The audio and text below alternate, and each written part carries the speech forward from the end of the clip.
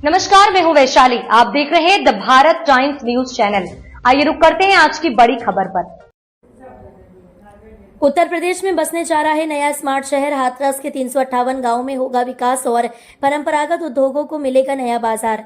Yamuna authority की नई योजना का आगाज। उत्तर प्रदेश में विकास की दिशा में एक बड़ा कदम उठाते हुए यमुना प्राधिकरण ने हाथरस जिले के 358 गाँव को विकसित करने के लिए एक मास्टर प्लान तैयार करने की घोषणा की है। इस योजना के तहत एक नया शहर बसाया जाएगा जो न केवल आधुनिक सुविधाओं से लैस होगा बल्कि परंपरागत उद्योगों को भी बढ़ावा देगा। खासकर हींग उत्पादन और धातु कला जैसे शिल्पों को एक नया और बड़ा बाजार मिलेगा।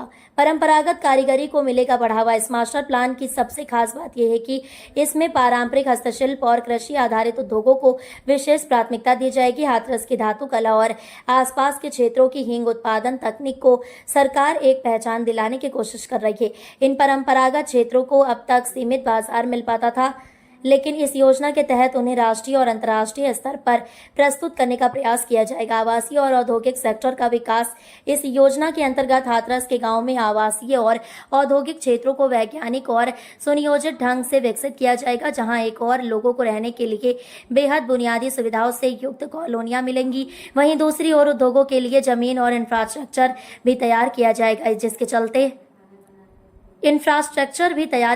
इसके चलते क्षेत्र में रोजगार के नए अवसर भी पैदा होंगे और स्थानीय लोगों को पलायन करने की आवश्यकता नहीं पड़ेगी। किसानों को मिलेगा सीधा लाभ। इस मास्टर प्लान का एक अहम उद्देश्य किसानों की आय को बढ़ाना भी है।